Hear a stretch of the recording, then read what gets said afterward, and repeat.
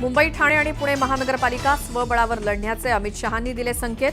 मुंबई दौऱ्याच्या वेळी शहांनी निवडणुकीसंदर्भात चाचपणी केल्याची वरिष्ठ सूत्रांची माहिती।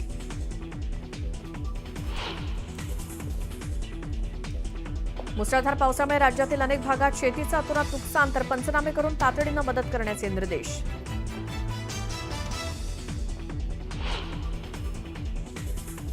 लातूरमध्ये मुसळधार पावसामुळे रस्त्यांना तळ्याचं स्वरूप, जिल्ह्यातील नद्या ओढ्यांना पूर, अनेक रस्ते पाण्याखाली गेल्यामुळे वाहतुकीला फटका।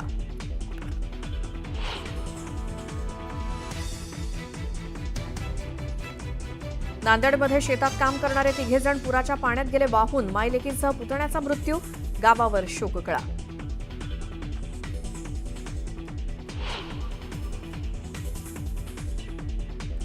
अगवणेला पळून जाण्यास मदत करणाऱ्या चोंधे कुटुंबाचे कारनामे समोर, सुयश चोंधेवर पत्नीने केला घरगुती हिंसाचाराचा आरोप। सुयश चोंधे विरोधात महिला आयोगात तक्रार।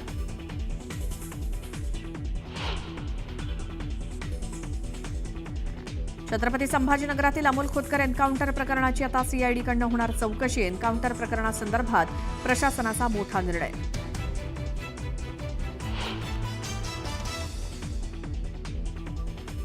केमिस्ट्रीचा गोल्ड मेडलिस्ट असलेल्या शास्त्रज्ञ निघाला ड्रग्ज तस्कर। ठाण्यातील बिपिन पटेलला पोलिसांनी ठोकल्या बेड्या। उच्च शिक्षणाचा दुरुपयोग करून मोठमोठ्या कंपन्यांमध्ये काम करून मिळवत होता ड्रग्ज बनवण्याचं साहित्य।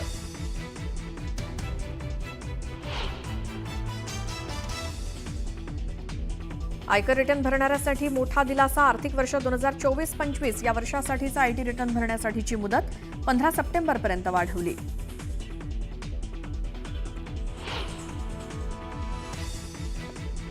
मराठी सिनेसृष्टीतील दिग्गज अभिनेते अशोक सराफ यांचा पद्मश्री पुरस्कारानं गौरव। राष्ट्रपती द्रौपदी मुर्मूंच्या हस्ते पुरस्कार देऊन अशोक सराफ यांचा विशेष सन्मान।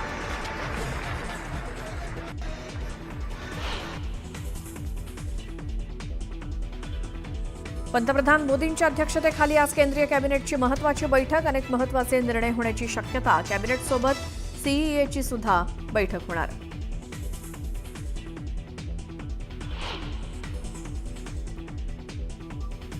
आयपीएलच्या सांगता समारंभात ऑपरेशन सिंदूरच्या हिरोंना दिली जाणार सलामी।